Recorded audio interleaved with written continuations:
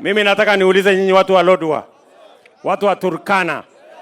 Mimi niliamua nikasema hatutaki siasa ya kugawanya wananchi. Hatutaki siasa ya kugawanya watu. Hatuna biashara na ukabila. Hatuna biashara na watu ya kugawanya watu ati nyinyi ni wa upande hii, nyinyi ni wa upande ile. Hata nikatengeneza serikali mpya ya kuunganisha Wakenya wote. Mimi nauliza nyinyi watu wa Turkana, tulifanya makosa kuunganisha Kenya? Tulifanya makosa kutengeneza serikali ya kuunganisha Wakenya wote?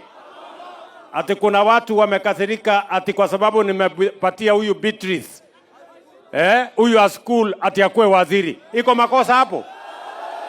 Kuna makosa? Kuna makosa? Niendelee kuunganisha Wakenya ama nisiendelee? Niendelee ama nisiendelee?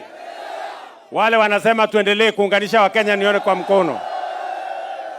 Tuko pamoja jameni? So we want to unite the people of Kenya because in unity we have the strength to drive through our challenges as a nation. In unity we can forge together to change the destiny of our nation. Tumekubaliana jameni? Mimi nawaomba munikubalie niunganishe Wakenya jameni. Ndio tuweze kufanya kazi pamoja.